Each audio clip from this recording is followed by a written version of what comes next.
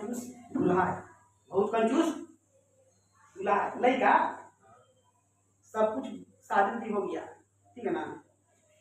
अब उसका खुशनसीबी कहिए कि साली एक के हो, पूरा खानदान में के वो साली। अब तो द्वार वही छेकेगी, और द्वार बड़ा लंबा था चौड़ा, मतलब समझ रहे ना। हाँ, इतना छोटा नहीं था जैसे आपका क्लासरूम वाला, ठीक है ना, एकदम जैसे शटल वाला गेट जैसा था, समझ में आ रहा है।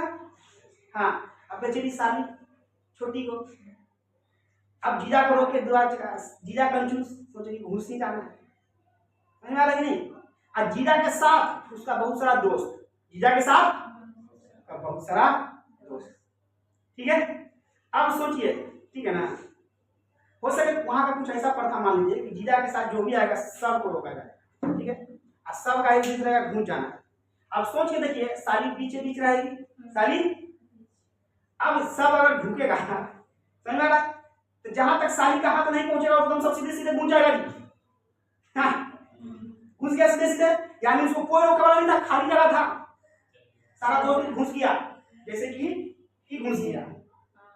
अब मान के चलिए कि जहां तक उसको हाथ पहुंचा होगा तो कोई सीधे घुस रहा होगा, खेल दिया होगा तो घुस रहा होगा, इधर घुस गया नहीं घुस जाएगा जी, घुसेगा तो नहीं। प्रैक्टिकल सोच के देखिए कि आ रहा था, ठीक है, तो जहां तक हाथ पहुंचा तो इधर चल गया, उधर चल गया, इधर चल गया, उधर चल गया, ठीक है। लेकिन जीजा होकर एकदम पीछे पीछे बच गया, ठीक है ना। तो सोचा कि हम पीछे से चलते, एक लौटा ना धर लिया, रोक लिया, ठीक है ना, बोला दीजिए ना तो वापस रोकिए, समझ में आ रहा। तो इस कॉन्सेप्ट से आपको क्या समझ में आया, ये समझ में आया कि उस गेट का अधिकांश जगह खाली था, ठीक है ना।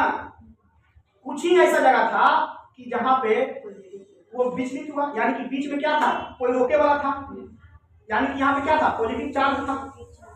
अगर बीचे बीचे आया उसको हम धर लेगा,